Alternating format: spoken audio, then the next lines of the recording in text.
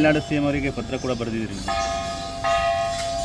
ಇವತ್ತು ತಮಿಳುನಾಡಿನ ಮುಖ್ಯಮಂತ್ರಿಗಳಿಗೆ ಪತ್ರವನ್ನು ನಾನು ಬರೆದಿದ್ದೇನೆ.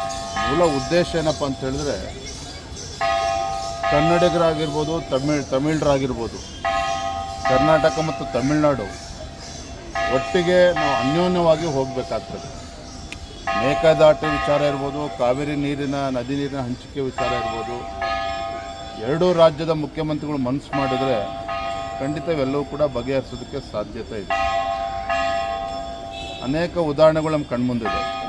ಹಿಂದೆ ಯಡಿಯೂರಪ್ಪನವರು ಮುಖ್ಯಮಂತ್ರಿಗಳಾಗಿದ್ದಾಗ ಸರ್ವಜ್ಞ ಮತ್ತು ತಿರುವಳ್ಳುವರ್ ಇಶ್ಯೂ ಎಷ್ಟು ದಶಕಗಳಿಂದ ಹೋರಾಟಗಳಾಗ್ತಾಯಿತ್ತು. ಅನೇಕರು ಪ್ರಾಣವನ್ನು ಕೂಡ ಕಳೆದುಕೊಂಡಿದ್ರು. ಆದರೆ ಸಮಸ್ಯೆ ಇತ್ಯರ್ಥ ಯಾವಾಗಾಯಿತು? ಹಿಂದಿನ BJP ಸರ್ಕಾರ ಇದ್ದಾಗ ಯಡಿಯೂರಪ್ಪನವರು ಮುತುವರ್ಜಿ ವಹಿಸಿ ಅಂದಿನ ತಮಿಳುನಾಡಿನ ಮುಖ್ಯಮಂತ್ರಿ ಕರುಣಾನಿಧಿಯವ್ರ ಜೊತೆಲೂ ಕೂಡ ಚರ್ಚೆ ಮಾಡಿ ಸೌಹಾರ್ದಯುತವಾಗಿ ಸಮಸ್ಯೆ ಬಗೆಹರಿತು.